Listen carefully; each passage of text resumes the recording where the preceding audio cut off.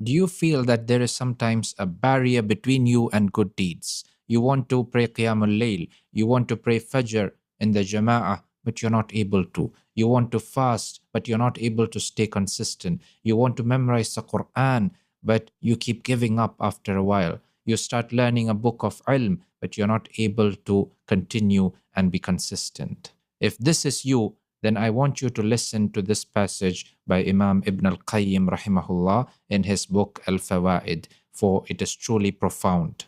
He says, أساس كل خير أن تعلم أن ما شاء الله كان وما لم يشأ لم يكن فتيقن حينئذ أن الحسنات من نعمه فتشكره عليها وتتضرع إليه أن لا يقطعها عنك وأن السيئات من خذلانه وعقوبته فتبتهل إليه أن يحول بينك وبينها ولا يكلك في فعل الحسنات وترك السيئات إلى نفسك.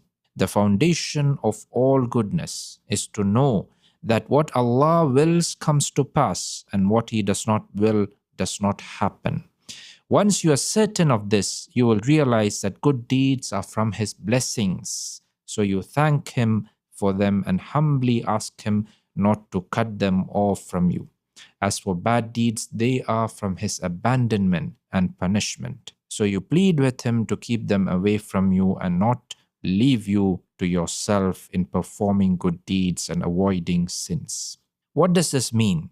This means that Allah chooses whom He wants to stand in front of Him in Qiyamul Layl. He chooses whom He wants to pray Fajr in the congregation, to fast, to memorize, to learn, to seek knowledge, and He does not choose everyone. When the Prophet ﷺ wanted to set out for the battle of Tabuk, some of the munafiqun, they made excuses and stayed behind. And Allah said about this in the Quran, وَلَوْ أَرَادُوا الْخُرُوجِ لَأَعَدُّوا لَهُ عُدَّةً وَلَكِنْ كَرِهَ اللَّهُ بِآثَهُمْ فَثَبَّتَهُمْ وَقِيلَ اقْعُدُوا مَعَ الْقَاعِدِينَ. Had they really intended to march forth, they would have made preparations for it. But Allah disliked that they should go, so He let them lag behind. And it was said to them, stay with those helpless who remain behind. Here, pay attention to the part where Allah says, كَرِهَ اللَّهُ بِآثَهُمْ كَرِهَ اللَّهُ بِعَاثَهُمْ. Allah disliked that they should go. He did not want them to be with the believers. He did not want them to take part. So Allah prevented them. So Allah chooses whom He wants to do great deeds, subhanallah. He chooses whom He wants to stand in Qiyamul Layl. He chooses whom He wants for the Fajr Salah to seek knowledge, to take part in serving His deen, and so on. And our Salaf understood this. They used to say, ما فاتت أحدا صلاة الجماعة إلا بذنب أصابه. Look at this understanding. They said, no one ever missed the congregational prayer except due to a sin that they have committed. Subhanallah.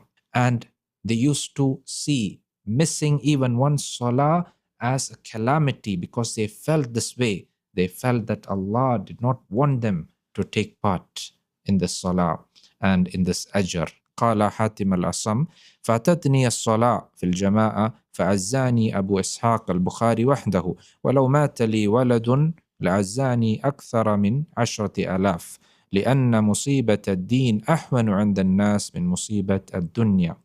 He says, I missed the congregational prayer and only Abu Ishaq al-Bukhari consoled me. If I had lost a child, more than 10,000 people would have come to console me.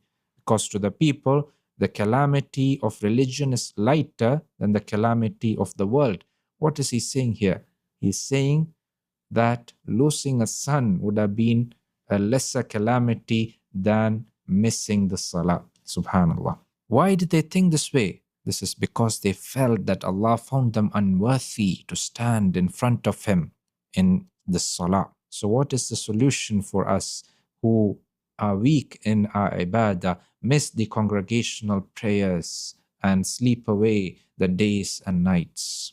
Imam Ibn al-Qayyim continues, فإذا كان كل خير فأصله التوفيق وهو بيد الله لا بيد العبد فمفتاحه الدعاء والافتقار وصدق اللجأ والرغبة والرهبة إليه فمتى أعطى العبد هذا المفتاح فقد أراد أن يفتح له ومتى أضله عن المفتاح بقي باب الخير مرتجا دونه.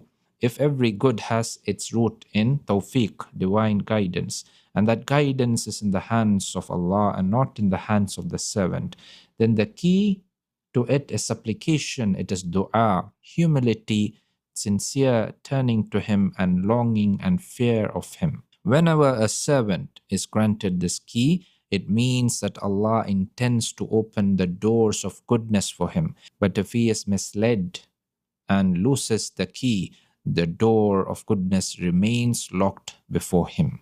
Meaning that if Allah wants good for you, you are granted the key to all khair, which is dua, which is sincere supplication.